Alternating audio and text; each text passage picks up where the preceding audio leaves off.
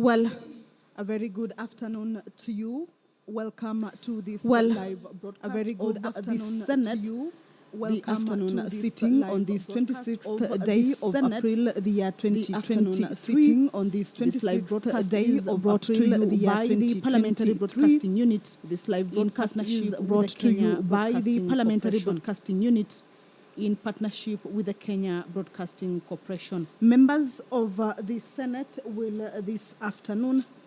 Members of the Senate will this afternoon resume on the Equalization Fund Appropriation Bill originating from the Senate, Bill number 3 of 2023,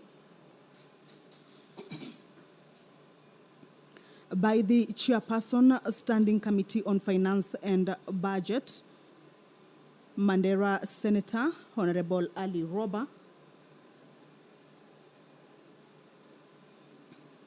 The debate on this bill will be a resumption of a debate that was interrupted on the Tuesday of 25th of April, the year 2023. And this bill, Article 204, subsection 1 of the Constitution establishes the Equalization Fund, whose purpose is to finance the provision of certain services in order to bring the quality of these services in marginalized areas to the level generally enjoyed by the rest of the country. And the principal object of this bill is to provide the administrative structure for the management of the Equalization Fund and to establish the criteria through which projects contemplated under Article 204(2) of the Constitution are identified. A critical provision in the bill also seeks to extend the pendency of the fund in accordance with Article 204(8) of the Constitution, again cognizant that the period contemplated under Article 204(7) on the life of the fund will soon come to an end before the fund has achieved its purpose. It is critical to extend the time limit for the fund in order to ensure the purpose of the fund is met. So debate on this bill already kicked off on the floor of the Senate on Tuesday, the 25th of April, the year 2023. And this afternoon, debate on it will be resuming, of course, with members who are yet to participate in this bill getting the time to do that. The members of the Senate will this afternoon be proceeding on a committee of the whole to consider 4 bills.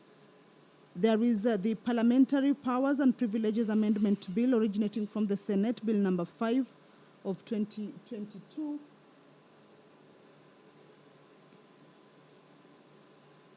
This bill is by the Honorable Member for Tana River, Honorable Danson Mungatana.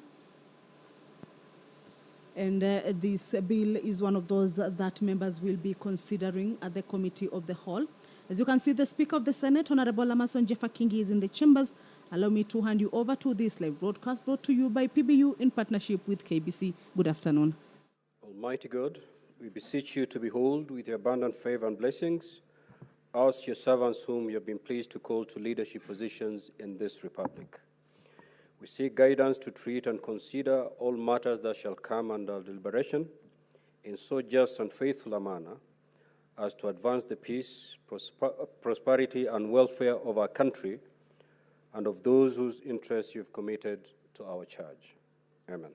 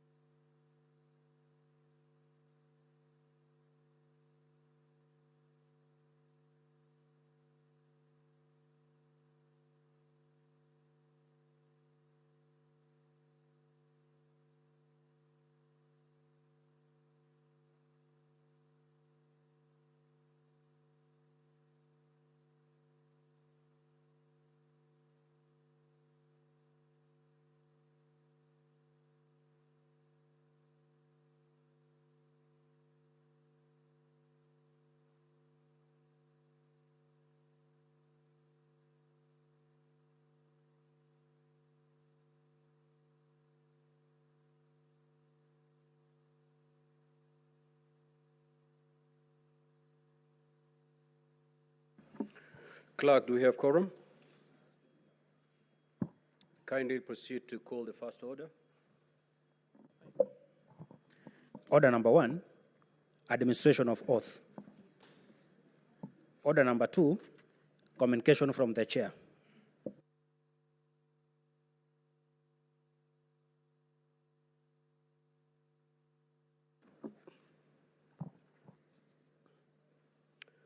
Honorable Senators, I would like to acknowledge the presence in the Speaker's Gallery this afternoon, a visiting delegation from the County Assembly of Mandera.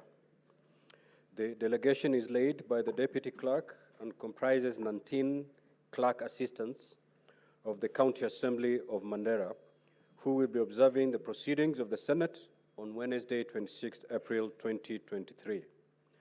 Honorable Senators, in our usual tradition of receiving and welcoming visitors to Parliament, I extend a warm welcome to them, and on behalf of the Senate and on my own behalf, wish them a fruitful visit. Again, Honorable Senators, I would like to acknowledge the presence in the Speaker's Gallery this afternoon, a visiting delegation from Parliament of Malawi. The delegation comprises parliamentary officers who are on a benchmarking visit with their counterparts in the Senate. Honorable Senators, I request each member of the delegation to stand when called out so that they may be acknowledged in the Senate tradition. Retired Major Sikaloka Kaliati, Principal Sergeant at Arms. Retired Captain Isaac Banda, Senior Sergeant at Arms. Mr. Gerald Muserembo, Principal Audiovisual Production Officer. Kabogodo Gondwe, Television Radio Producer. On behalf of the Senate and on my own behalf, I extend a warm welcome to them and wish them a fruitful visit. I will allow Senator Abbas to welcome very briefly the delegation from the County Assembly of Mandera, and I will also allow the Deputy Minority Leader, Senator Enoch Wambua, to give brief welcoming remarks to welcome the delegation from Malawi. Proceed. Thank you, Honorable Speaker. Honorable Speaker, I wish to take this opportunity on behalf of the Senate of Mandera and on my own behalf, and behalf of the Senate also, to welcome the delegation from Mandera. I think this is actually a rare opportunity that Mandera people found their way to the Senate. We have been seeing many members coming from different parts of the country, but however, in the part of the northern Kenya, this is the first time I'm now seeing since I came to the Senate. And therefore, I want to tell them that I think you have the right opportunity, and I'm sure there are a lot of things we'll be able to learn from here. And I think I want to take this opportunity to welcome you on behalf of your colleague. My colleague, Ali Robert, is not there now. I think he will be there, but this morning he was there. And therefore, I know Mandera has a lot of issues. I know now there's a lot of floods going on. And I know the country now is you're having a lot of issues to attend to. But of course, the time you have taken, we want to appreciate for you coming here, because I was worried, Mr. Speaker, that the assemblies from Wajir, Mandera, and Garissa have not been having an opportunity to come to the Senate to learn much. I think there's a lot of things that you can be able to learn. And with those few remarks, I want to take this opportunity to welcome you again. And thank you for coming. Thank you, Mr. Speaker.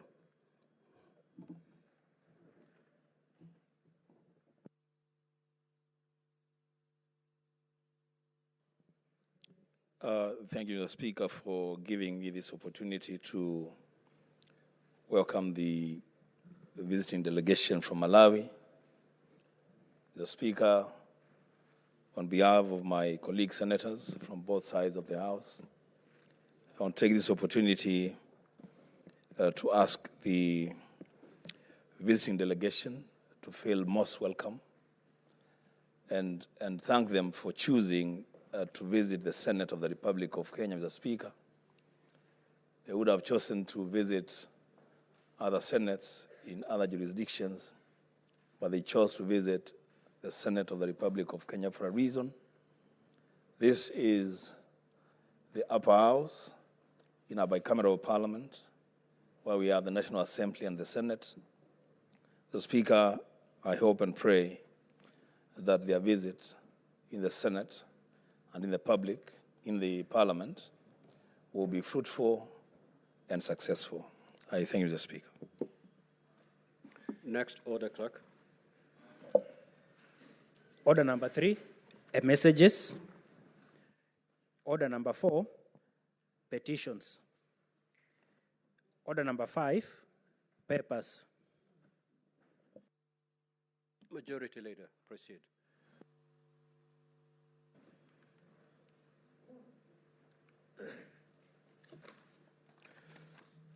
Thank you, Mr. Speaker. Mr. Speaker, sir, I beg to lay the following papers on the table of this Senate today, the 26th of April, 2023. Being one, Mr. Speaker, the report of the Auditor General on the financial statement of Laikipia County Business Stimulus Fund for the year ended 30th of June, 2021. 2, submission of the Judicial Service Commission annual report for the annual year 2021-2022. 3, report of the Auditor General on the financial statement of Isiolo Water and Sewerage Company Limited for the year ended 30th of June, 2022. Report of the Auditor General on the financial statement of Kirinyaga Water and Sanitation Company Limited for the year ended 30th of June, 2022. Report of the Auditor General on the financial statement of Rukanga Water and Sanitation Company Limited for the year ended 30th of June, 2022. Report of the Auditor General on the financial statement on receiver of the Revenue County Government of Nyandarua for the year ended 30th of June, 2022. 7, Mr. Speaker, report of the Auditor General on the financial statements of Nyandarua Water and Sanitation Company Limited for the year ended 30th of June, the year 2022. 8, report of the Auditor General on the financial statement of Laikipia County Leasing Fund for the year ended 30th of June, 2022. Report of the Auditor General on the financial statement on receiver of Revenue County Government of Laikipia for the year ended 30th of June, 2022. And Mr. Speaker, sir, 10 being the report of the Auditor General on the financial statement of Laikipia County Business Stimulus Fund for the year ended 30th of June, 2022. 11, report of the Auditor General on the financial statement of Nyahururu Water and Sanitation Company Limited for the year ended 30th of June, 2022. 12, report of the Auditor General on the financial statement of Samburu County Youth and Women Enterprise Development Fund for the year 2022 ending 30th of June. Mr. Speaker, report of the Auditor General on the financial statement of the receiver of revenue statements and county government Samburu for the year ended 30th of June 2022. And finally, Mr. Speaker, but not least, the report of the Auditor General on the financial statement of Samburu Company Bursary Fund for the year ended 30th of June 2022. I thank you, Mr. Speaker, and I do lay the papers. Next order. Order number 6, notices of motion. Order number 7, questions and statements.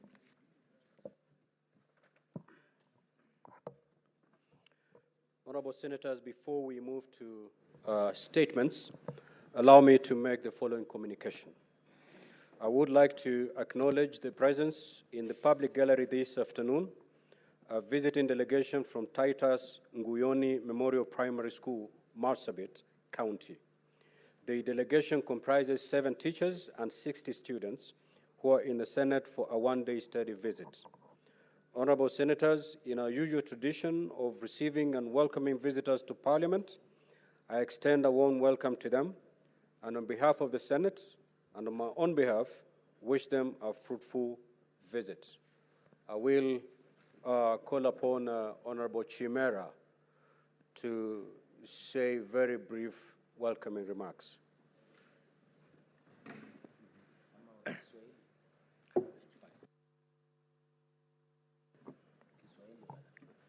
Okay. Asante sana Bwana Spika kwa fursa hii. Nipende tu nichukue dakika chache kidogo kuwakaribisha wanafunzi wa shule ya Titus Ngoyoni Primary School kutoka kaunti ya Marsabit, na nieleze kwamba hapa bungeni mmekuja kushuhudia kazi ya wabunge wenu, na kwamba wengine wetu tumesoma katika shule kama hizo, tumepitia miundo misingi kama hiyo. Wale walimu wenu na walimu wetu walikuwa sawa, mtaala ni ule ule.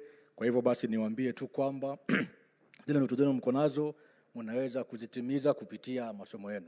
Vile vile pia nitaki kutambua kwamba Titus Ngoyoni alikuwa DC eneo bunge la eneo Kwale County nikiwa mdogo, alifanya kazi na baba yangu, na niweza kusema kwamba jina lake limetambulika Kenya mzima, na nyinyi kama wanafunzi wa shule ile basi hamna budi ila kuiga mtindo wa Mheshimiwa Titus Ngoyoni. Karibuni sana Senate, na nafikiri ni matumaini yangu kwamba leo mtaweza kujifunza mengi.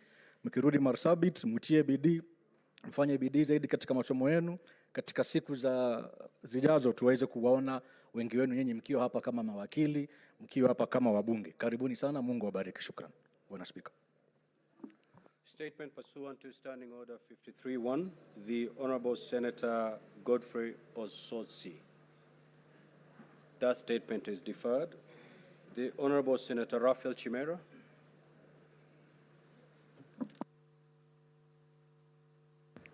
Thank you, Mr. Speaker.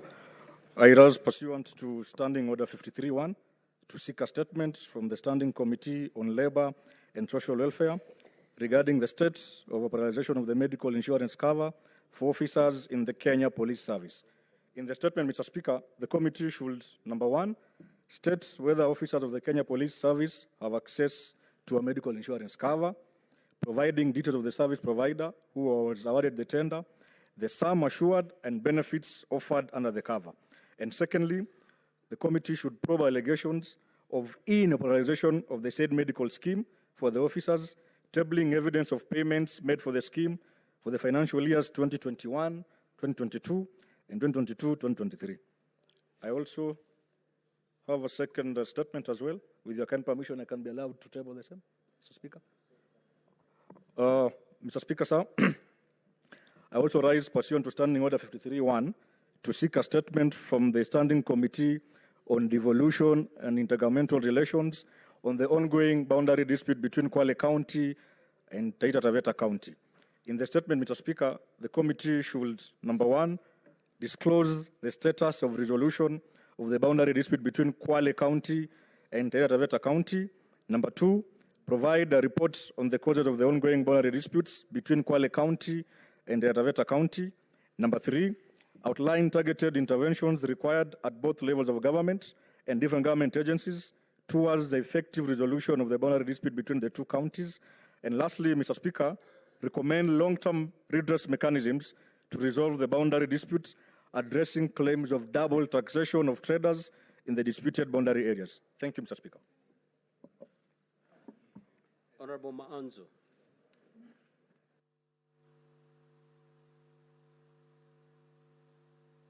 Thank you, Mr. Speaker. Mr. Speaker, recently the senator for Taita Taveta presented a similar petition, and that affected 3 counties, including Makueni. And I believe we are going to tender evidence in the matter of border disputes. But more important, there is a law which was proposed by the former senator of Makueni, Mutula Kilonzo Jr., on the issue of boundaries for all counties, and which comes under the IBC. And I believe we'll be proceeding in all these matters so that we can sort out the border disputes once and for all. On the matter of police officers and insurance cover, Mr. Speaker, we are all served by police officers. They are at duty, and their nature of duty is mainly to protect lives and to bring order.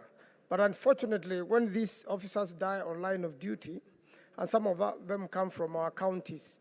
There is a very difficult moment for the family. And then what follows thereafter in terms of compensation or insurance or even treatment, if one of them is injured or suffers permanent injury, Mr. Speaker. And I had a case from Machakos, Mr. Speaker.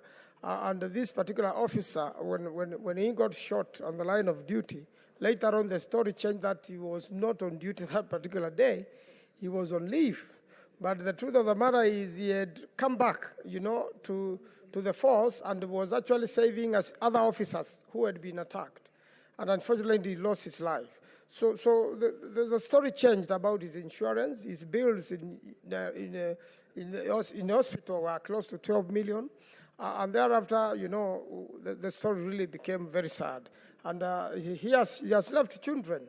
And Mr. Speaker, really we must get to the bottom of this matter so that we protect people who die on the line of duty or people who suffer for the nation, and their children and their families should not be impoverished simply because we don't have proper systems. I thank you, Mr. Speaker. Senator Chute.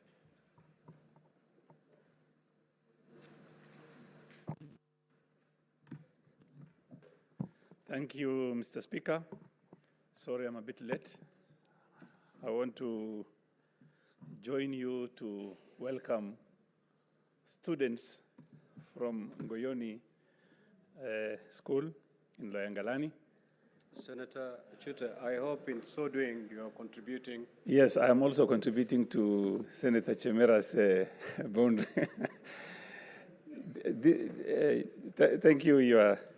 Thank you, Mr. Speaker. I'm contributing to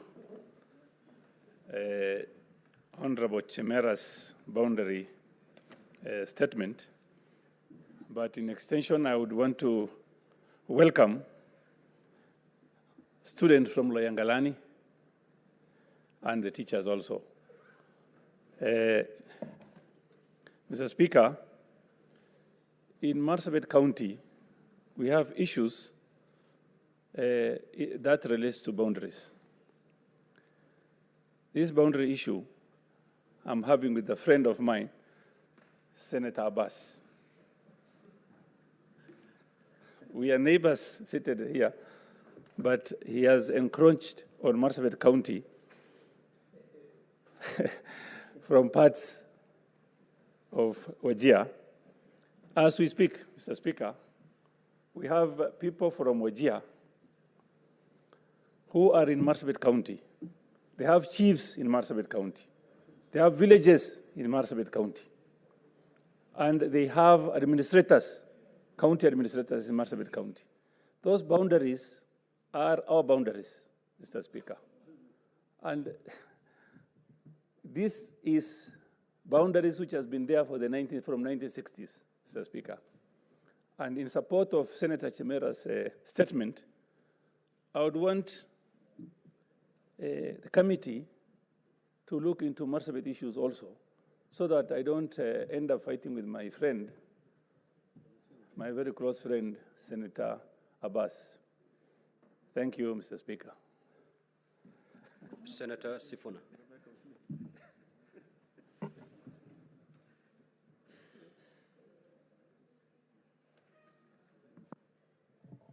Thank you, Mr. Speaker. I want to laud my brother, Senator Chimera, for bringing up this statement that might highlight the plight of our brothers in the police service. Many might be surprised to learn that although I am a regular consumer of the services of the police through their tear gas and beatings and arrests, these people are actually not our enemies. We consider them our friends, our brothers and sisters in service. We know that they have to do what they have to do. But they must understand that as a legislator, as somebody who's been elected here to defend the rights, I will defend the rights of even those who beat me and tear gas me, because I know it's the right thing to do, Mr. Speaker. In fact, we have a date with them next week.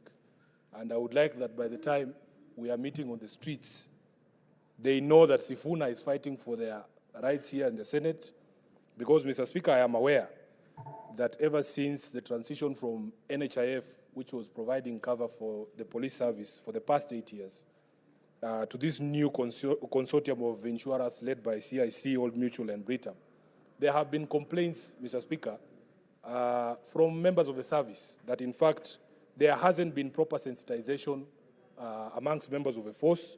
Many of them are not aware even of this change, that they don't know which hospitals, especially the private hospitals, that are actually covered by this scheme, because you know every insurer has their own set of hospitals that they work with.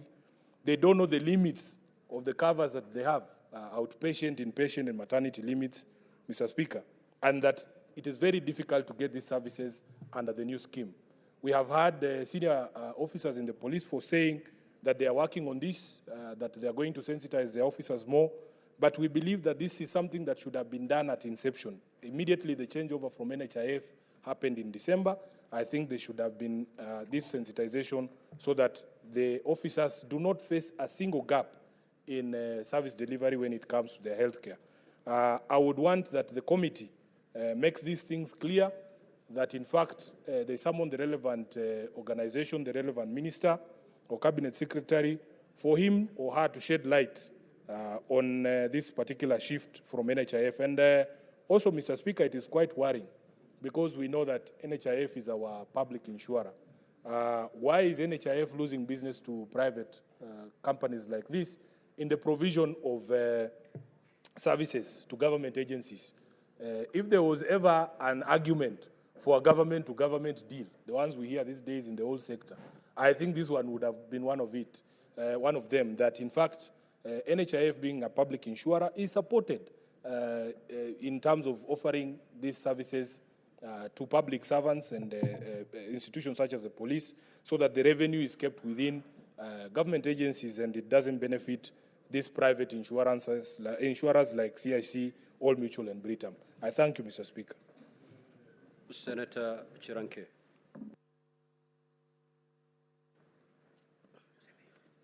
Mr. Speaker, thank you very much. I want to commend Senator Chimera. I think he's growing in both stature and wisdom in learning the ropes of the House, Mr. Speaker, sir. Mr. Speaker, sir, I want at this point, Mr. Speaker, to say a few issues. The reason that I need to be told is why the police service insurance was being moved from NHIF to private individual led by MKL, that is led by CIC. What was the reasons as to why? Because we need to build our NHIF, Mr. Speaker. We need to build a trust in our institutions. If we are telling the police service that they need to move from a public insurer to private, then it is very unfortunate, Mr. Speaker. Number two, Mr. Speaker, there should be a proper engagement to know the hospitals that provide, Mr. Speaker. There was a sad case, Mr. Speaker, there was a sad case where a police officer had taken the child for specialized treatment in India. At some point, the insurance expired, the family is stranded in India, Mr. Speaker. So how far does this insurance go to that level, Mr. Speaker?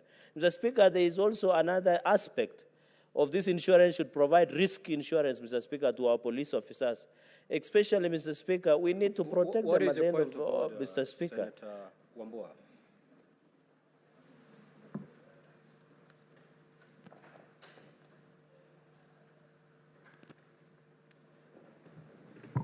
Thank you, the Speaker. The Speaker is the Senator for Nandi in order to create the wrong impression that, yes, we need to develop national institutions like NHIF. Under what is standing order? Responsibility for facts adduced on the floor 105. The Speaker, Senator Cherage is a consumer of insurance service from a private insurance firm. Why is it okay for him to consume that service, and it's not okay for the police officers to move from NHIF and consume private insurance? I think, Mr. Speaker.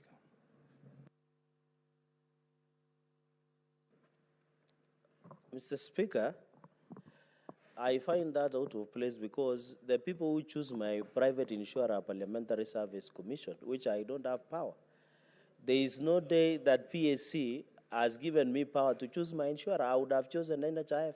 Mr. Speaker, in my wallet, which I carry, I have an NHIF card, which I pay for it. So I believe in the provision of NHIF cover, Mr. Speaker. Mr. Speaker, so I don't have power, Mr. Speaker, on how my insurance is given. Senator Kinyo wishes to inform you. No, Are you Mr. agreeable to Speaker, that? I am sufficiently aware of my position, Mr. Speaker. And therefore, it is not in good faith when Senator Wambua makes a statement that I am a believer in public institutions. Even Parliament is a public institution. And therefore, Mr. Speaker, I think, Mr. Speaker, the Senator for Nyamira and Senator for Kitui should know that my employer is a voter in Nandi, so I don't have any other employer. Mr. Speaker, the point I'm trying to make is that our police officers must be protected. You remember the issue of uniforms. Mr. Speaker, we should protect our police force and provide insurance cover. Even as Senator Sifuna has said, next week they might be on the streets, Mr. Speaker, we might even be forced to introduce other insurance covers, Mr. Speaker. And therefore, Mr. Speaker, finally, we need to stop this hypocrisy led by Senator Sifuna, Mr. Speaker, in all honesty and fairness. Because, Mr. Speaker, you cannot claim on the floor of the House that you are the champion of police officers, Mr. Speaker. Yet, Mr. Speaker... Senator Sifuna. No, Senator Mogeni, what is your point of order? Mr. Speaker, you know, Senator Chiragei is my good friend and is a member, a distinguished member of the legal profession. And Mr. Speaker, courtesy of me when I served as chairman, I nurtured through and ensured that he's admitted as an advocate of the High Court of Kenya after a very long struggle. And Mr. Speaker, part of the course that we took him through was professional ethics. So, Mr. Speaker, is it in order to call a distinguished colleague, Senator of Nairobi, a hypocrite? That out of hypocrisy, Mr. Speaker, that's unparliamentary language, which we don't expect to come from a member of the noble legal profession. Mr. Speaker, is it in order to refer to another senator as an hypocrite?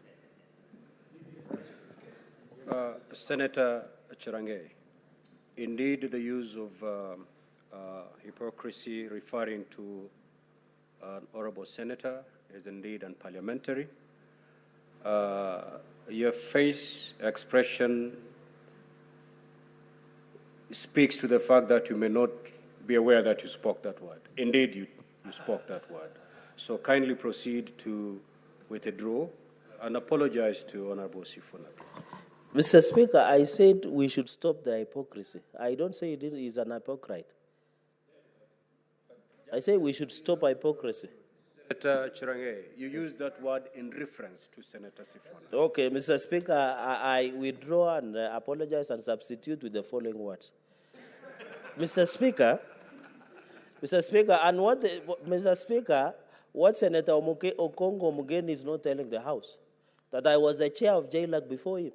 So I'm the one actually who mentored him to be who he is. And in fact, it is out of my blessings, Mr. Speaker, that he was able to be appointed as Commissioner of Parliamentary Service Commission. Mr. Speaker, we should stop misleading the public, Mr. Speaker, as leaders. When I hear my brother Omwami, Senator Sifuna, saying they are championing for the rights of the police, they are misleading the public, Mr. Speaker, because they are the ones taking the police to ICC as we talk. In fact, the office of the prosecutor of ICC has received the names. Yet, Senator Sifuna, through you, Mr. Speaker, sir, is claiming before the House that he is fighting for the rights of the police. Mr. Speaker, let us match our actions and words as the Bible says. Because the Bible says words without action is barren, Mr. Speaker, sir. So even as we handle the issues of insurance, Mr. Speaker, I want to appeal that let us look into deeply the insurance provider. And the police should be given opportunity to choose whoever they want to be provided with insurance, Mr. Speaker. And therefore, I'm willing to sit and listen to the committee. Mr. Speaker, I've seen it has been referred to the Labour. I thought it should be a cross-cutting issue between the Labour Committee and the Health Committee so that we can be able to raise much more issues more than this, Mr. Speaker. With those very many remarks, I thank you, Speaker, sir. Senator Muma. Senator Muma. Thank you, Mr. Speaker, for the opportunity to contribute to the statement by Senator Chimera. First, on the issue of boundaries, I wish to inform the House that the Committee on Devolution and Intergovernmental Relations has actually put a bill on boundaries before the House. I request that everybody takes an interest, because the issue of disputes on boundaries is not just in Taita and Kwale, but it is in many locations in this country. We need to collectively look at it and see how, as a House, we can guide on that. I wish to repeat, Mr. Speaker, on the issue of NHIF for the police, that the Houses of Parliament in Kenya need to seriously consider how we can come up with policies that can support the health system in this country and the education system in this country to support all of us. Mr. Speaker, honorable members here are beneficiaries of a very good insurance policy, but Mr. Speaker, the NHIF supports a lot of the public servants in private facilities. I have once said here that if we were all to go to public hospitals, Mr. Speaker, then we would be able to channel the funds that treat senior civil servants. Mr. Speaker, Honorable Chimera is not even listening. He's heckling with somebody. I wonder why he even came up with that statement. Mr. Speaker, as I was saying, it is something we need to seriously think about. If the President of Kenya, Honorable Samoei Ruto... What is your point of order, Senator Chirange? And mind you, raising unnecessary points of order is disorderly. So proceed. Mr. Speaker, standing order number 105, and of course number 98, Mr. Speaker, I thought we agreed that there should not be use of words which are unparliamentary in the flow of the House. So when you say heckling, it's unparliamentary, Mr. Speaker. The good senator should apologize and withdraw, because you cannot be using such words, Mr. Speaker, as you are directed. Senator Muma. Mr. Speaker, I will save us the shenanigans and withdraw the word heckling. But it will help if you would listen, especially the mover of that statement. Proceed and conclude, Senator. Thank you, Mr. Speaker. I was making the point that if the President of Kenya and his family and the senators, National Assembly members, senior civil servants, CSs, were to be treated in Kenyatta National Hospital, Kenyatta National Hospital would have enough funds to look good and to be able to carry along it the people in what we call the lower cadres of public service. We need to get serious as a House to design our national insurance policies in a way that we are able to support in a genuine manner, instead of living in a bubble where we know we can be treated in the best facilities, but we don't care about people like the policemen. Mr. Speaker, it is a matter of human rights. Policemen are equal Kenyans. Policemen's children have equal rights to our children, and we need to take this issue seriously. I've raised it before, and it's a matter that should be addressed both by the Social Committee and the Committee on Health. We need to find a way in which NHIF and its board can run NHIF in a manner that it can sustain what is there. And we need to be bold enough to come up with a policy that says if a senator or if the Speaker of the Senate needs to go to hospital and be paid for by the taxpayer, then he should go to a public facility. We need to be brave enough to say that, and we will have more monies going to our public facilities, and our public facilities will be designed in a better manner to carry all of us. Mr. Speaker, none of us knows when you'll collapse in a village in Tana River or in a village in Busia, and the next facility that will have to take care of you will be the very next facility in that vicinity. So when we pretend that we will always be able to go to Aga Khan or Nairobi Hospital, we should know that when sickness hits, it will hit you anywhere. And if we had put the monies in the public facilities, it would have helped to save you the day that you collapse when you are in a very rural area and the facility next to you is able to take care of you. So I would want to ask on a serious note that we as leaders start pushing for investing public funds in public facilities. And the best way to show it is to ensure that all of us resolve to take our insurance, to have the first stop as the public facilities. I support Mr. Honorable Speaker. Honorable Senators, we have utilized more than 30 minutes. Allowable understanding order 53.3 for those two statements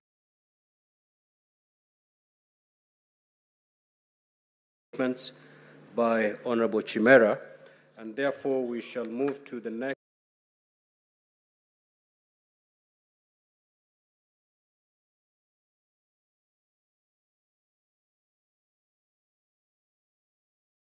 statement. Senator James Murango.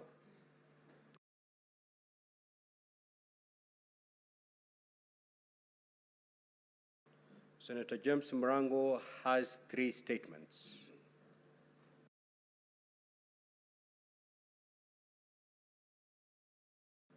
Those 3 statements are deferred. Senator Stewart Mazayo.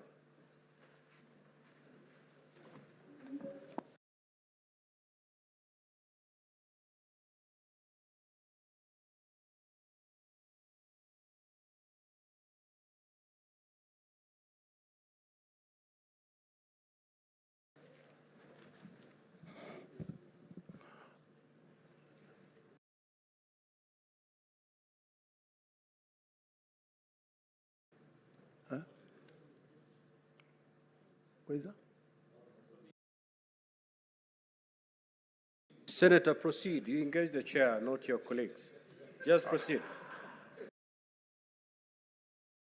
Unfortunately, my brother is talking to me faintly. I can't hear him.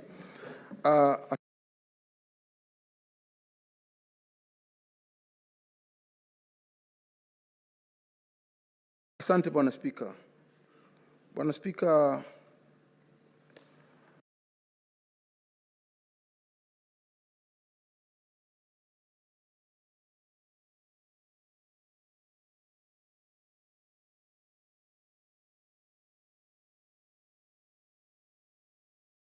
nimesimama kuambatana na kifungu cha ama kipengele cha 53 cha kanuni za kudumu za Seneti kuzungumzia swala la dharura ambalo ni mauaji juu ya ndani ya msitu wa Shakahola katika kaunti ya Kilifi. Mheshimiwa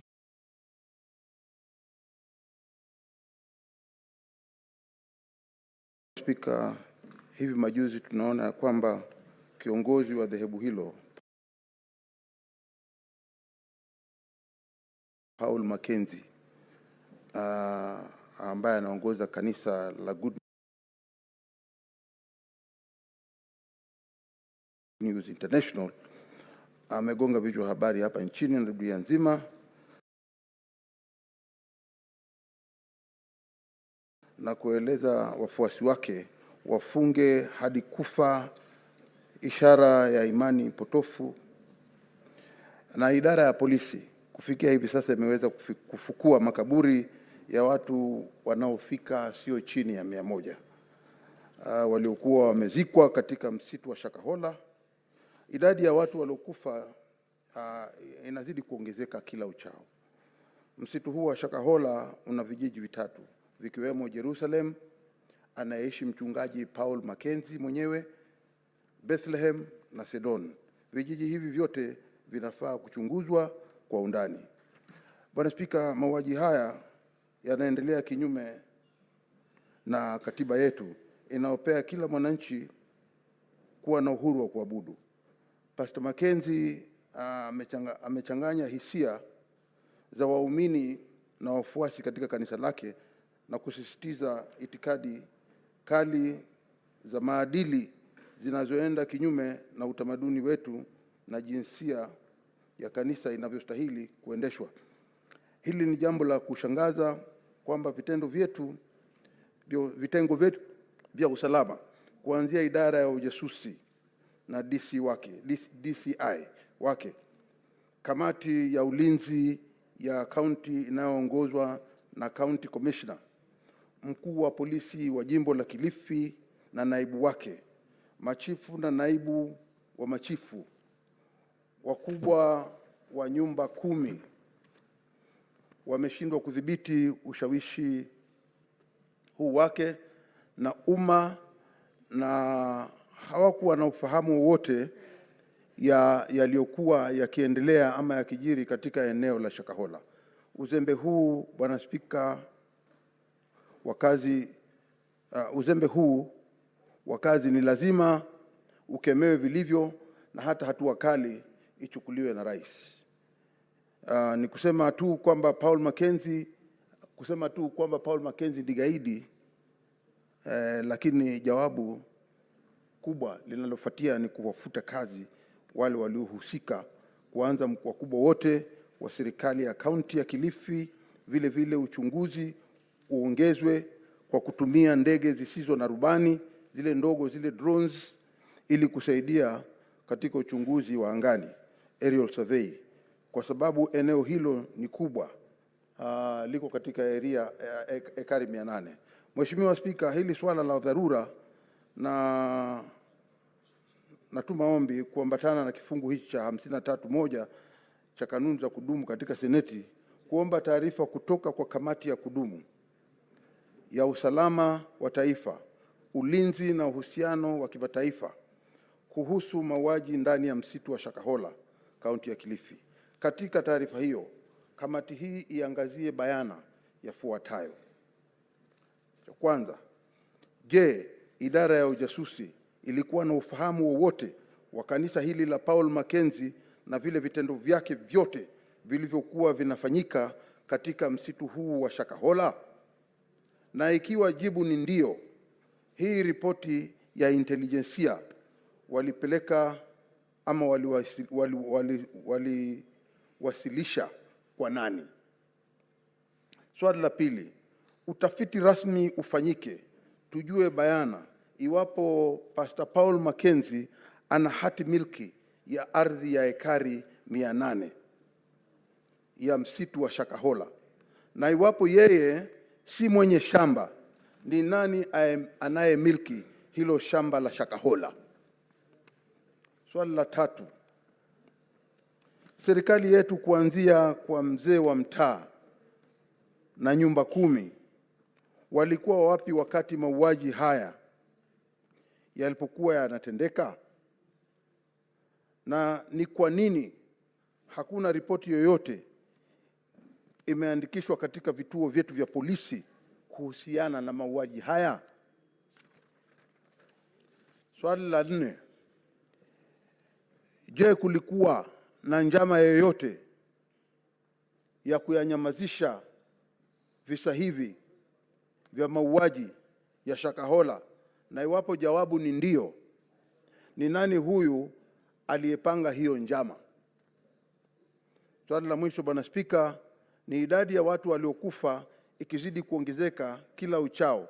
Swali kuu ni nini kilichowaua waliofukuliwa kutoka kwa msitu wa Shakahola? Kumekuwa na madai kuwa chanzo cha vifo vya waliofukuliwa ni kunyongwa, na kuna ukweli na ama je, kuna ukweli wowote kwa haya madai? Senator Stewart Mazao, just ya mwisho, Bwana Spika, just yield. What is your point of order, Senator Cherenge? I thought this is no more request for a statement. Speaker, I raise pursuant to Standing Order number 53. which Senator Madzayo, I agree that this matter is very weighty. As Mr. Speaker, understanding order number 98, point of order is a substantive right for any senator. Mr. Speaker, when you look at understanding order 53 and the tradition of the House, I have seen minority leader is saying to unnamed committee to do the following prayers.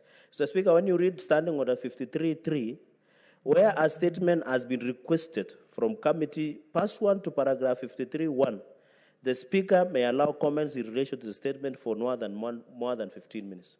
My concern, Mr. Speaker, under this standing order, I've read through understanding order 53, it does not become mandatory to commit to any committee. So when the minority leader makes a request to unspecified committee, where does it go? Because it does not provide in the standing order, Mr. Speaker. So I thought it should be it should have sought understanding order 52, Mr. Speaker, so that it becomes more direct. Because you have not even committed to any committee, Mr. Speaker, and yet he's making prayers. So I need guidance, Mr. Speaker, on the same. Senator Chirangei, I'm afraid to say that indeed that point of order is frivolous and vexatious, to say the least. Immediately the senator is done making his request, I will commit this particular statement to the relevant committee. It may be one committee, it may be more than one committee. He can make his prayers, but the final ruling rests with the Speaker. Senator Madzayo, kindly proceed to conclude. Asante Bwana Spika, nataka nimalize tu kusema kwamba nataka niombe kwa heshima na taadhima ya kwamba kamati hii ishirikiane na kamati pia ikiwa inawezekana, Bwana Spika, na kamati ya sheria tulio nao hapa ndani ya bunge la Senate, ili kamati hizi mbili ziweze kuenda kwa haraka inavyowezekana. Pengine hata isipite pengine katika wiki hii ama wiki ijayo, ili kamati hizi zote mbili zikienda kule ziregee hapa ndani ya Senate na maono yao ama na ripoti yao yale ambao watakuwa wamekwenda kuona kule yaliyojiri na yanayoendelea kujiri. Asante Bwana Spika. Nderitu.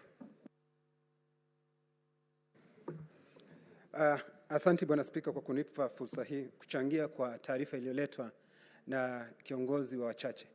Bwana Spika, ni jambo la kuvunja moyo sana, hata wakati huu tunaendelea kumuita yule gaidi, tunaendelea kumuita pasta, Bwana Spika, kwa sababu mtu ambaye amefanya kitendo kama hicho, Bwana Spika, watu wakafa zaidi ya watu 100, Bwana Spika, ni jambo ambalo linavunja moyo sana. Lakini Bwana Spika, maswali ambayo nimekuwa hata mimi nikijiuliza. Jambo la kwanza, chifu wa sehemu hile alikuwa wapi, Bwana Spika? Wazee wa mtaani walikuwa wapi? Idara ya ujasusi ambao kila wakati wanasema ya kwamba wanapata ripoti mwafaka.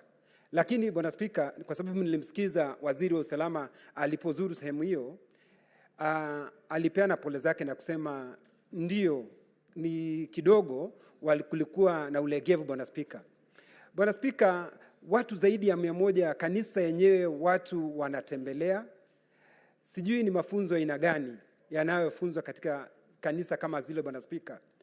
Mimi kile ambacho Bwana Spika ningependa kamati ambayo itakayochukua lile jukumu waangalie, kwa sababu pengine si sehemu hiyo pekee, kwa sababu tumeambiwa kuna sehemu inaitwa Jerusalem, kuna Macedonia na mahali kwingine ambazo ni sehemu ambazo zinatajwa katika Biblia.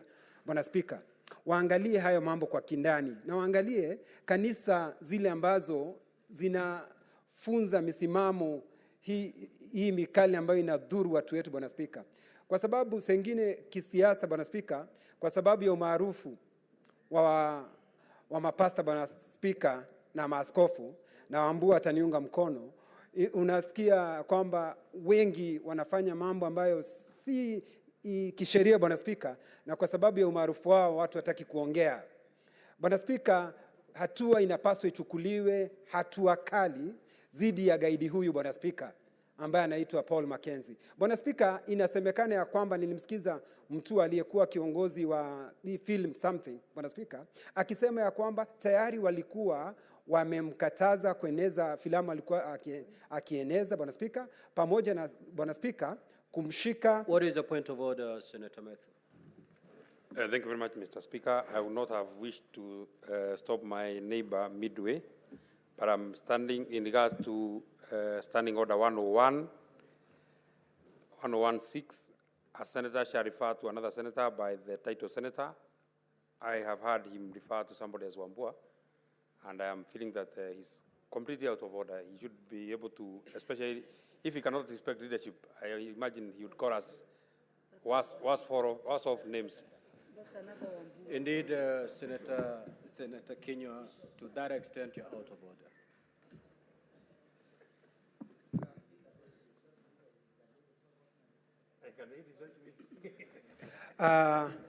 Kweli Bwana Spika, naomba msamaha, ni seneta mheshimiwa mstahiki Wambua, Bwana Spika. Kwa hivyo Bwana Spika, wengine majina ananiambia siyajui. Zile amepewa. Bwana Spika, kwa hivyo vile ambavyo ningetaka kusema ni ya kwamba kamati ambayo itapewa hilo jukumu isiangazie tu hili kanisa la Good News, Bwana Spika. Tuangalie mpaka wale wengine ambao wanaweza kuwa na mienendo kama ile, Bwana Spika. Na Bwana Spika, ni vizuri kiongozi wa wachache ikiwezekana uandamane na hii kamati mpaka huko Shakahola, kwa sababu nasikia ni msitu mkubwa, wasije wenzetu wakapotelea huko, Bwana Spika, kwa sababu wanaweza kuhubiliwa na huyo mungwana, alafu wakajipata katika hali hatari na wakaja Nairobi wakakosa kula. Asante Bwana Spika. Senator Sifuna.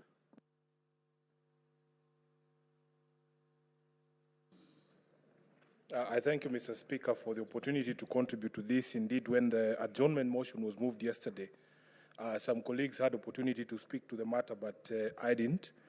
Mr. Speaker, let me start by taking a different route from those who are asking where the police were or where the security agencies were. Mr. Speaker, in my view, there are very serious acts of commission and omission that we must investigate as a country to find the answer to the problem in Shakahola. Mr. Speaker, it has been said that this pastor, so-called pastor, had been arrested 4 times prior to this current arrest, and that even this current arrest would not have happened and we would not have unearthed what has happened in Shakahola were it not for a gentleman going to report his missing wife. Mr. Speaker, in 2019, this man was arrested with 35 students who were not in school, 2017. Again in 2017, police rescued 93 students or children from that church and arrested him. In 2019, he was also arrested for incitement against the Huduma number program that was going on in that particular time. And in March 2023, he was arrested after 2 boys died in his church and was released on cash bail of 10,000 shillings. This history, this chronology of events shows you, Mr. Speaker, that in fact, the authorities were aware of this gentleman, they were aware of his activities, and that there must be sins of omission and commission, and that he was enabled by some people in the security forces, and we need to find out who these persons were. Mr. Speaker, we were told that this so-called cult had invited or attracted people from as far away as Nigeria, from Tanzania, people as far away from Western Kenya. And if these people can get to know about this church, it is impossible, Mr. Speaker, in my view, that the security apparatus in this country did not know about this so-called cult.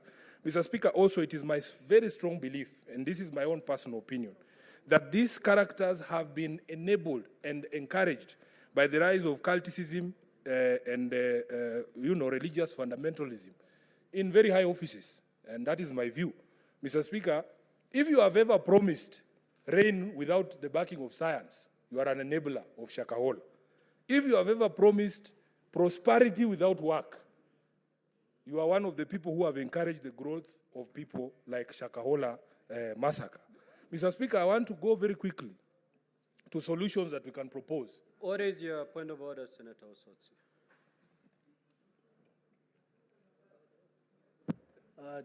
I didn't want to interrupt my good friend, Senator Senator Sifuna, but he mentioned about rain.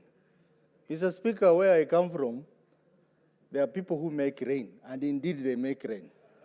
So I just wanted to inform him that.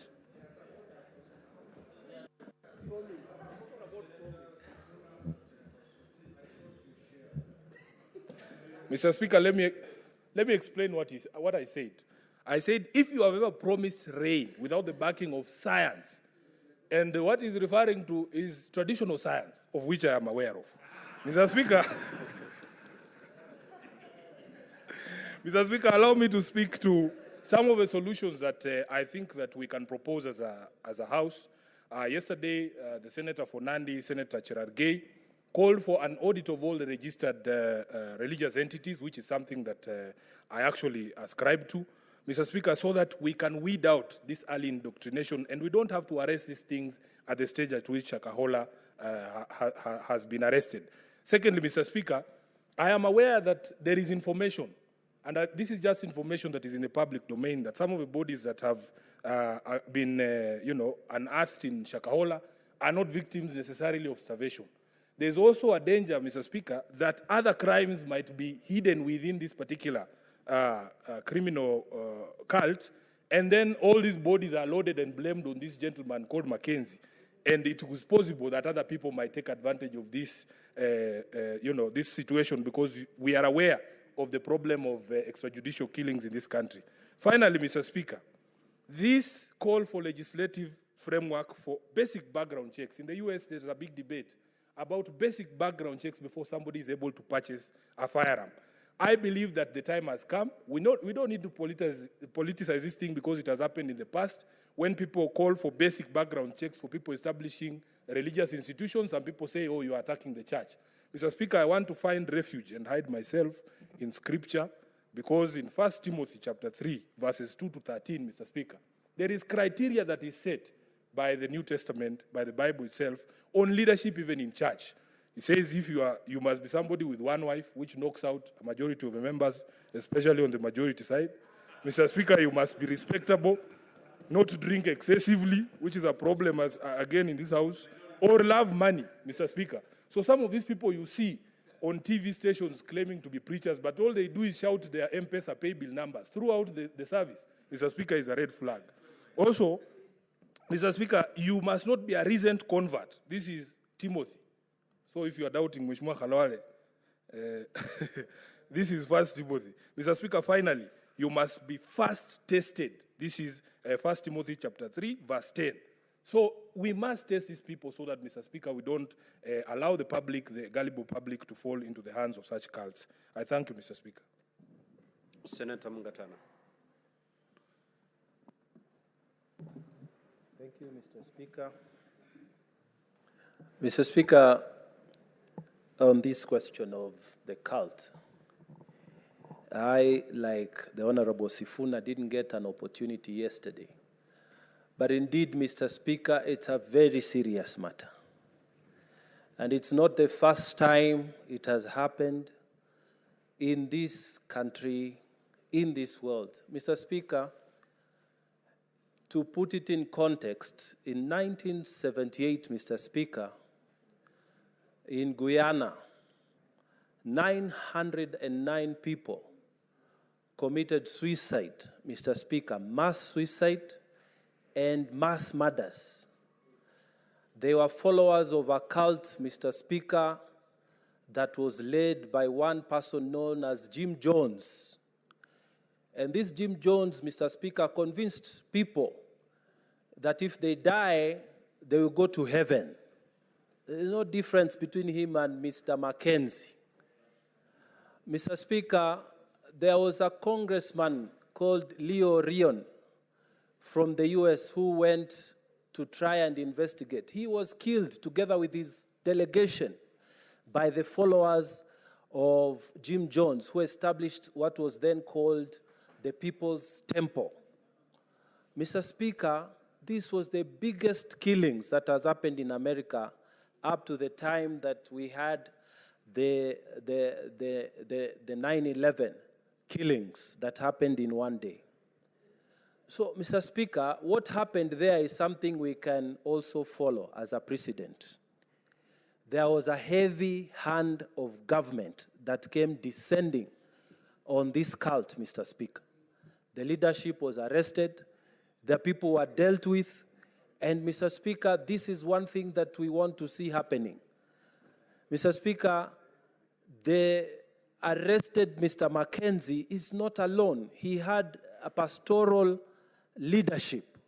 We want to see a strong hand of government to come actually crashing on this leadership of people who are out to finish the population in that area. Mr. Speaker, we have debated this thing. This is not a new thing.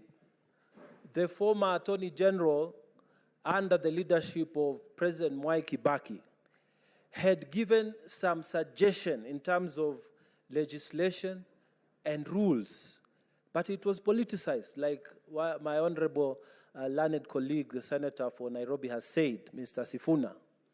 It was politicized, and it became so bad that those strong suggestions were then withdrawn by the former Attorney General Amos Wako. So, Mr. Speaker, we are not speaking to something that is new. The government has a point to start with.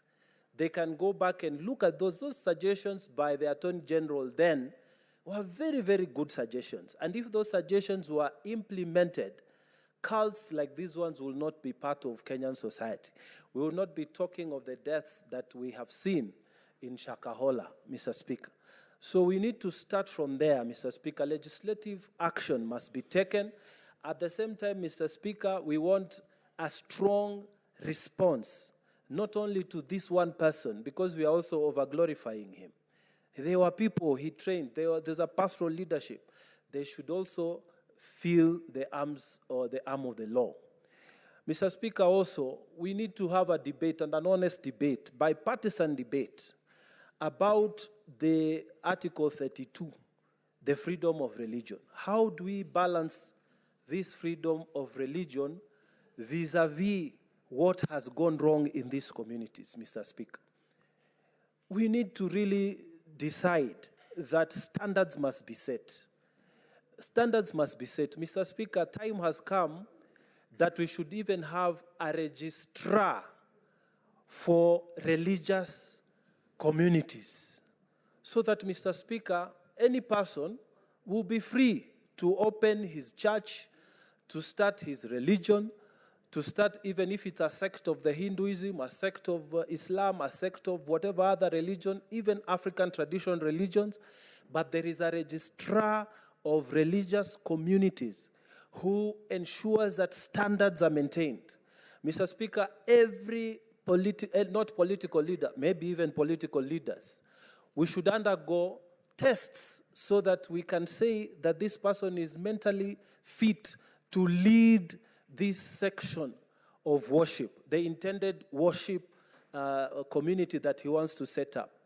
Mr. Speaker, the religious communities registrar should be a department that should be managed by the government, so that Christians or Muslims or Hindus or African traditional religious people may not say we are targeting on any particular religion. This should be a department of government that deals with all religions. And Mr. Speaker, all the established religions, churches and whatever, they can then undergo this test, Mr. Speaker, so that we can save our people. Right now, people are asking, where's the government? Where is the government when this was happening? When they're asking, where's the government? They are saying, where was the DCIO? Where these people were all there, Mr. Speaker. I agree with every one of us who has contributed, saying that these people were conniving with this church, Mr. Speaker. They were conniving. There's obvious connivance, and there was benefit, Mr. Speaker. We know that criminal activity thrives where people are gaining something. So, Mr. Speaker, all those people who are there, the DCIO, the DCC, they must be investigated. Not by local people, by local authorities, but by different authorities from, say, Nairobi or other parts of Kenya to come and investigate and give a true account of what happened. And these officers, Mr. Speaker, must be punished, because we know that something criminal like that cannot be happening and someone is not pocketing some money somewhere, Mr. Speaker. So, Mr. Speaker, I urge the committee, as they visit that place, to look at all possible angles, both administrative, policy, and even laws, Mr. Speaker. And we urge the government to take a very firm stance on this matter, Mr. Speaker. I thank you very much. Now, honorable senators, we have already expended the 15 minutes meant for this statement. However, because of its nationwide concern and the interest it has generated in the Senate, I will allow us to interrogate this statement until 4 p.m.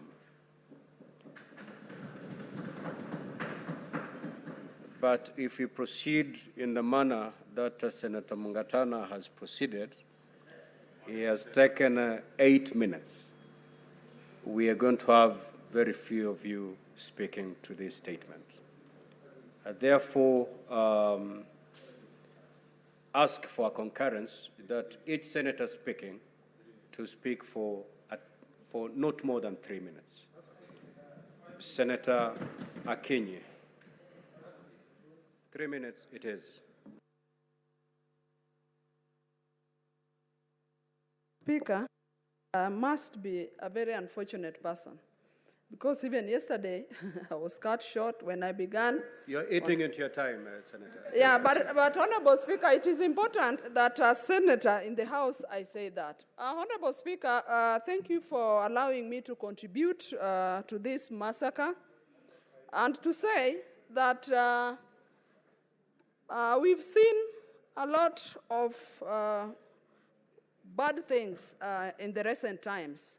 The only time we've had a better thing in this country is the only good thing is about the rains, which probably is also causing havoc. But, Honorable Speaker, I support this statement, and I am at pain about the suffering these people went through. We were here talking about human dignity just the other week, and I'm here wondering what kind of frustrations and pains these people went to even as they died. Because, Honorable Speaker, I tend to think that some of them may have even been buried alive. Because how do you explain 5 or 6 members of a family? Is it a coincidence that even if they were fasting, they died at the same time? Honorable Speaker, I'm pained because a number of them are women, children, and we have pictures going around of pastors having women being beaten all over with logs, and you see some pastors being carried on the backs of people, and you wonder in which country we are living. Honorable Speaker, Kenyans must remember that last year in January, Dr. Ida Betty Odinga spoke against and spoke for the regularization of some of these churches. But what did we do? We politicized it, and everybody made noise. But I'm happy today, even the head of state is calling for the same. The CS for security is calling for the same. But, Honorable Speaker, when you look at that large parcel of land, and you see the small part that has been combed and the many bodies that have been retrieved, then we don't know what awaits Kenyans going forward. I was even thinking, Honorable Speaker, that for one to even acquire those large chunks of land, our security must look into what those people want to do with those large chunks of land, because why would somebody get 800 acres and then go inside in the forest to do nasty things like this, Honorable Speaker? But as I wind up, Honorable Speaker, let us look at the other callers that we are.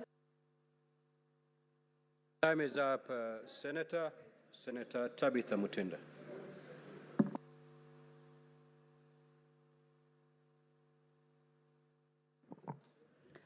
Thank you, Mr. Speaker, and I rise to support the statement by the minority leader in regards to this massacre that we've been able to see in this country.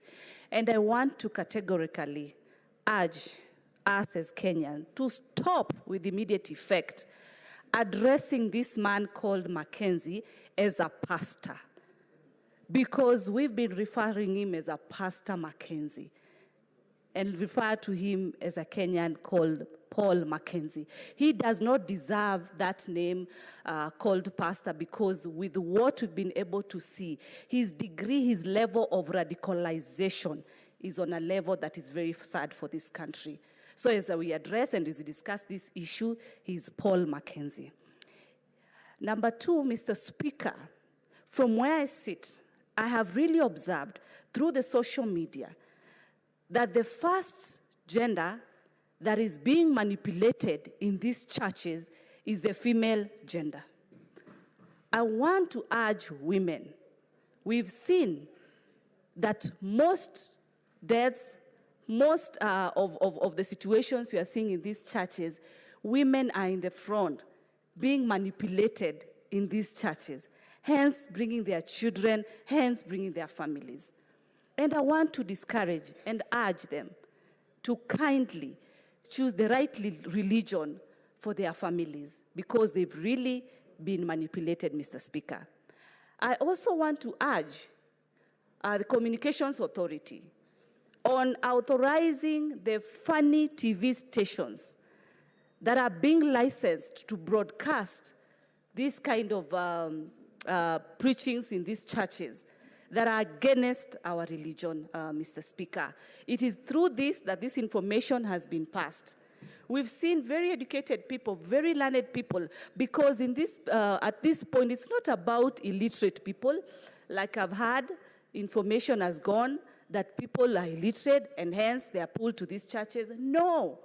We've seen a very hardworking young lady working in the airways being subjected to dispose all her properties to be able to get into this church, and then she takes her own kid into this. So it's not about because people are illiterate. And so these stations that are broadcasting this kind of things should be actually very much scrutinized. Mr. Speaker, the authorities, as the statement clearly indicated, that the question marks into the Nyumba Kumi, the chiefs, the police stations around there, up to this time, they have not made comments. And I would urge the committee that you will allocate to deal with this matter to be given a priority. Your time is up. Senator Mogeni.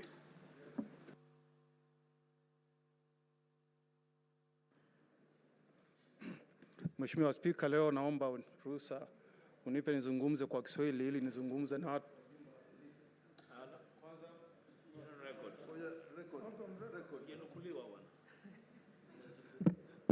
Asante sana Mheshimiwa Spika. Kwanza Mheshimiwa Spika, nachukua nafasi hii nikiwa na huzuni na majonzi kuzungumza na wakazi wa jimbo la Kilifi, kutoa pole zangu kwa familia ya wale ambao wapenda wao wamekufa kutokana na kitendo cha huyu mhubiri bandia. Mheshimiwa Spika, ni huzuni sana kwamba mimi ni mkazi wa taifa ambao inaitwa Kenya, tukiwa tupo na serikali, Mheshimiwa Spika, ambayo inamruhusu mhubiri kama huyu Paul Mackenzie kuchukua maisha ya Wakenya 100 bila serikali kuwa na njia ya kujua kwamba yote yanatekelezwa. Ni huzuni kubwa sana, Mheshimiwa Spika. Mheshimiwa Spika, naomba kwamba huyu pastor bandia, mhubiri bandia na wengine ambao wanahusika katika vitendo hivi, tunaomba Mheshimiwa Spika, serikali iweze kuweka mikakati ya kuangalia vitendo vya wahubiri kama hao. Kwa sababu Mheshimiwa Spika, hatutaki tuzungumze mambo haya leo alafu kesho tena tusikie mengine yamefanyika, labda katika jimbo la Nandi, jimbo la Nyamira, ama hata kule Kakamega. Na Mheshimiwa Spika, ukifuatilia kwa ndani, huyu mhubiri amefanya vitendo ambao ni vya kiunyama. Mimi nikizungumza hapa nazungumza kama Mkristo, lakini huyu mhubiri bandia ametuharibia jina kama sisi wa Kristo kabisa. Mheshimiwa, Mimi nikizungumza hata Jumamosi hii nilikuwa kule Nyamira naomba katika kanisa langu la SDA. Jumapili pia nikaenda katika kanisa la Kikatoliki. Kwa hivyo najifunia dini yangu ya Kikristo. Lakini dini yangu haikubali kuwa na wahubiri kama hawa wenye itikadi za kupotosha wa Kenya, Mheshimiwa Spika. Na ni jambo la huzuni sana. Your time is up. Senators, learn to speak within 3 minutes. That's what we have. Senator Oburu.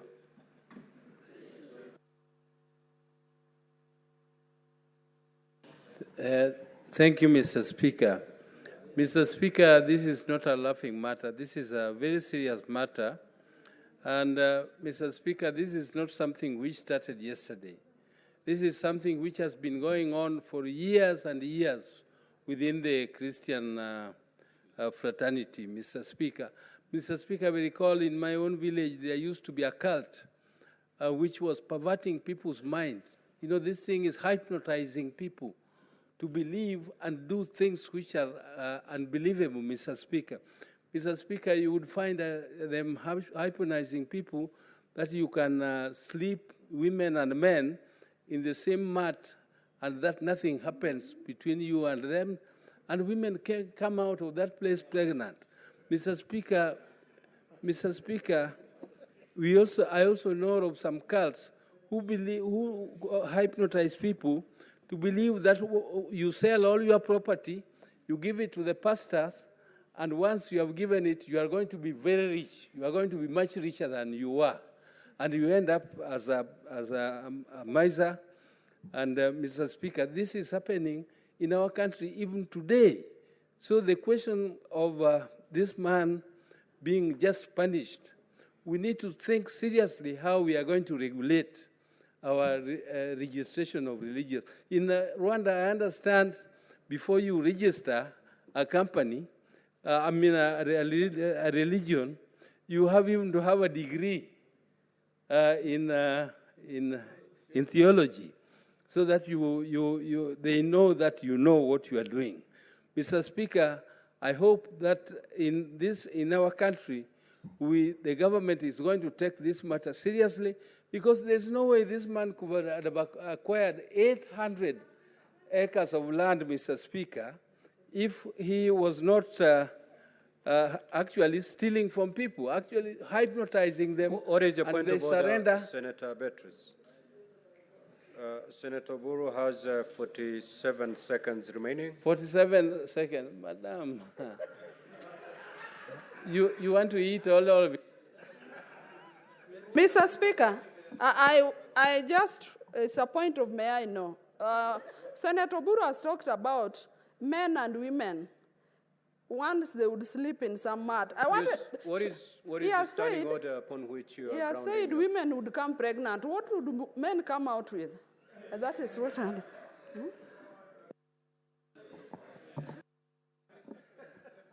Senator Akinyi, that point of order is frivolous, and overrule it. Proceed to finish your 47 seconds. Yeah. Mr. Speaker, sir, as I was saying that this is something which is continuing to happen in our country, and we must take it very seriously, Mr. Speaker, and make sure that the government takes action to regulate not only to deal with Mackenzie, but to deal with all these others who are also hypnotizing people and making them do things which are untoward and are anti-Christian, and yet they believe that they are prophesying the Christianity, Mr. Speaker. Time is up. Thank you. Senator Boni. Thank you, Mr. Speaker. Mr. Speaker, my condolences to the families in Kilifi, and if the country may know, this is not a Kilifi problem. Back home in Kakamega, Maureen Millicent Ajay, the wife of John Moholo of Eshihaka village in Kakamega, went to this pilgrimage. Then she was killed, and the children cannot be seen, Mr. Speaker. She went with 3 children, aged 3 to 12. So the story is bigger than what we are saying. I want to beg this House, let us move away from this statement. Let us move away from the urge to say that the matter has been referred to a committee or to several committees. It doesn't work. In the practice of Parliament, in the UK and in this country, an issue like this is normally solved, Mr. Speaker, by a parliamentary select committee.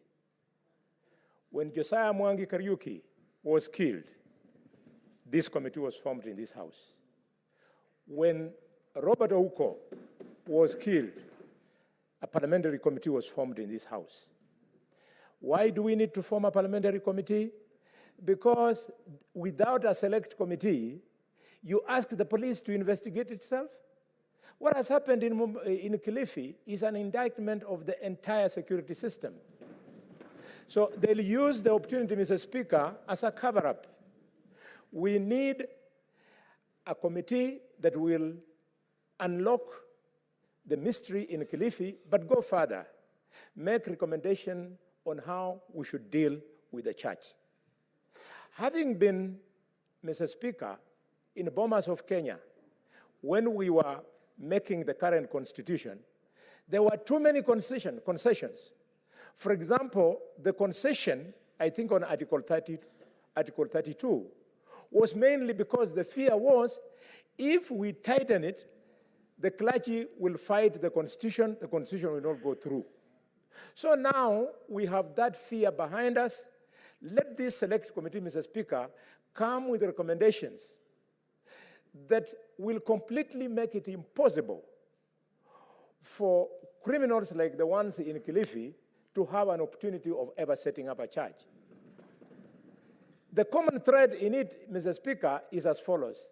A guy goes to a market in Robai, starts preaching to 3 people, 4 people, they give him sadaka, he buys a public address system, he continues, Mr. Speaker, he comes to Nairobi, registers some church. Once he registers, he collects money from people. When he finishes, he... Your time is up, Senator. Your time is up, Senator Boni. Senator Boni, if indeed you're convinced, Senator Chirange,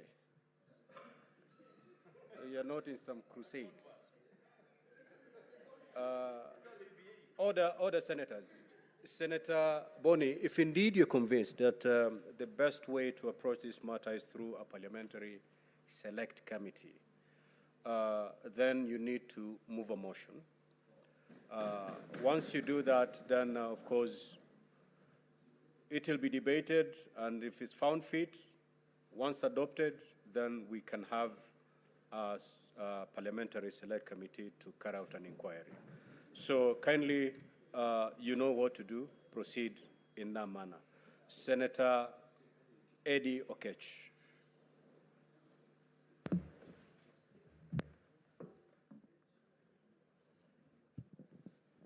Mr. Speaker, thank you for giving me opportunity to actually contribute on this matter.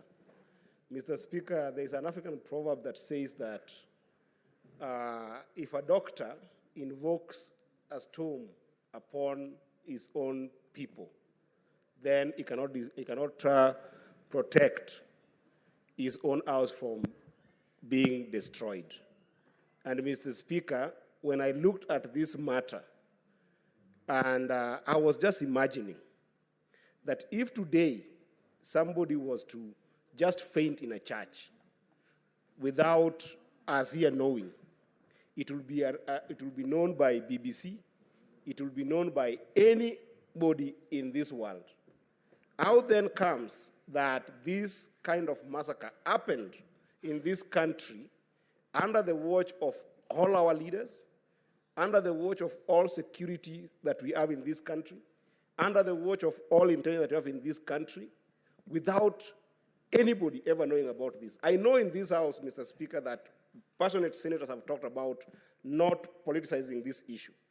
But I want to say that not politicizing this issue does not equal to not holding leaders of this country accountable.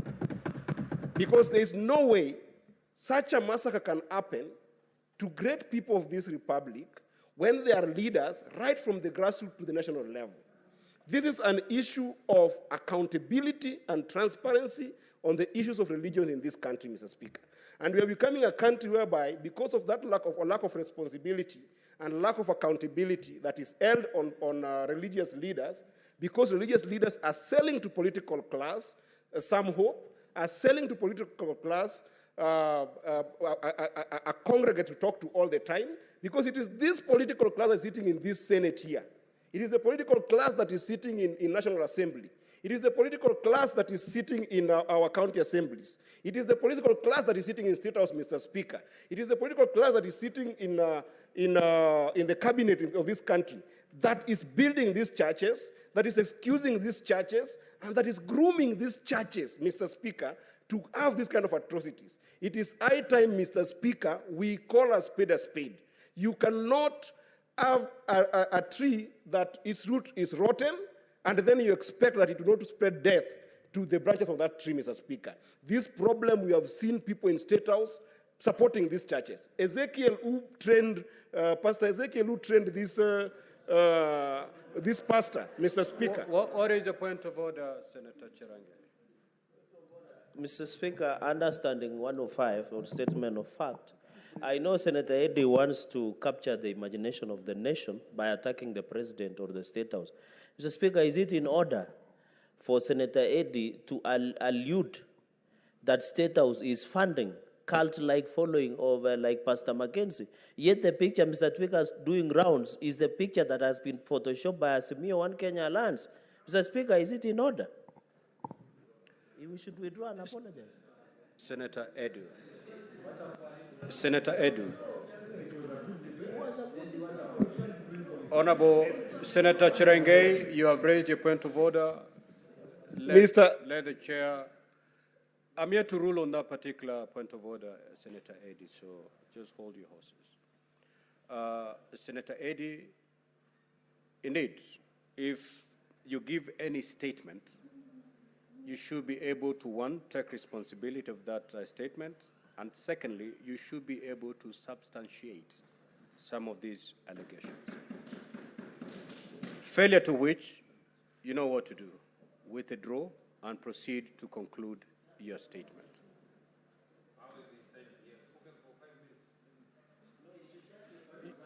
And I'll give you have 26 seconds. That is what you had. Kindly proceed. Thank you, Mr. Speaker. The same way we have got alleged advocate Senator Cherargei is the same way I've said that these are alleged issues that I can be able, if given time, I can bring to this House a number of politicians here and a number of politicians in State House and a number of leaders in other places that have been in these churches, Mr. Speaker. And that's why I'm saying we must hold them to account, Mr. Speaker. Order, senators. If Senator Chirange, can the chair do his work? Senator Eddy, if you don't have the answers now, then you have to withdraw. Next time, carry those facts with you so that as you state the issue, you can be able to substantiate. So proceed to withdraw. Mr. At Speaker. the time you'll be ready with those statements, you can be able to come and... Mr. Senator Speaker. Methu and Senator Cheptumo. Senator Cheptumo, you're out of order. Kindly proceed. They're eating into my time, Mr. Senator Eddy. Yes. Now that you don't have the facts with you, Mr. Speaker, kindly I am proceed. allowed in this House. Kindly proceed. Order, Senator Eddy. Kindly proceed to withdraw that particular statement. Mr. Speaker, I am allowed and I have a right in this House that if you want me to bring evidence of politicians and leaders who have been in these churches, Senator I can Eddy. bring that evidence, Mr. Senator Speaker. Eddy. That's not what our standing orders allow, Mr. Speaker. We have been in a place where members here have been allowed to bring Senator their evidence Eddy, at the when given I'm time. talking, you keep quiet. Senator Eddy, Order, senators. Order, senators. Senator Eddy, I have made a ruling on this particular matter. Okay? You cannot state a fact and then seek to come and substantiate on it. Not on this particular matter.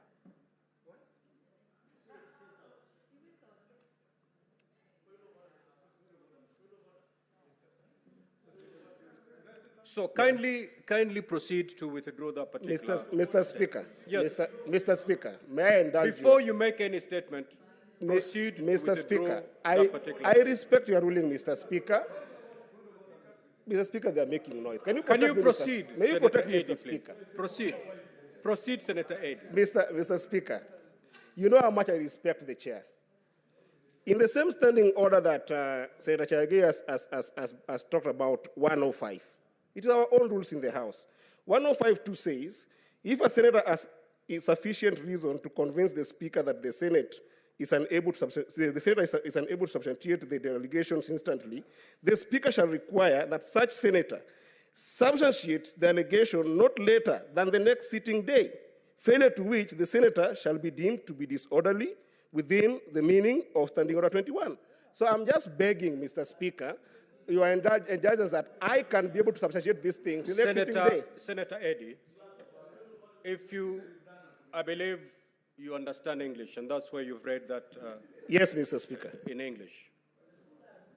You see, I need to be convinced. I want you to read that particular standing order. Just read it again. If a senator has sufficient reason to convince the Speaker that the senator is unable to substantiate the allegations instantly, the Speaker shall require that such senator substantiates the allegations not later than the next sitting day. Senator Eddy, I have made a ruling in this particular matter. You are unable to substantiate. Kindly proceed to withdraw and conclude your remarks and take the chair. Take your seat. Mr. Speaker, I respect your ruling. Even as I withdraw because I respect you, Mr. Speaker, I feel like you're gagging me. Because you are saying I'm unable to substantiate, when actually I am requesting for time to substantiate what I'm talking about, Mr. Speaker. This is democratic country, Mr. Speaker, and we need to be Proceed fair. to conclude. Now that you've withdrawn, proceed to conclude your remarks. You have 20 seconds. I'm informed your time is up, Senator, so kindly proceed to take your seat. Senator Chimera. Senator Mogeni. Asante. Senator Mogeni, and I hope you're not taking us back to that matter. Mr. Speaker, sir, you know we defer to you a lot. And we are here because we have been elected from our respective counties to come and discuss. Mr. Speaker, to come and discuss issues that are of national importance without fear or favor. And Mr. Speaker, these standing orders carry the force of the Constitution. They flow from the Constitution. Senator Mogeni, if I get you correctly, you are standing on a point of order, isn't it? Yes, Mr. Speaker. But if you look at Standing Order 98, this is what it provides. That any senator may raise a point of order at any time during the speech of another senator. There is no senator making a speech. Yes, but I'm saying there is no senator making a speech. And therefore, I'm afraid, Senator Mogeni, I may not allow you to proceed with that point of order. Senator Chimera. Asante sana Bwana Spika kwa fursa hii ambayo umenipa nizungumzie swala hili la Shakahola. Vile vile nataka kuungana na maseneta wenzangu kumkashifu na kumshtumu kwa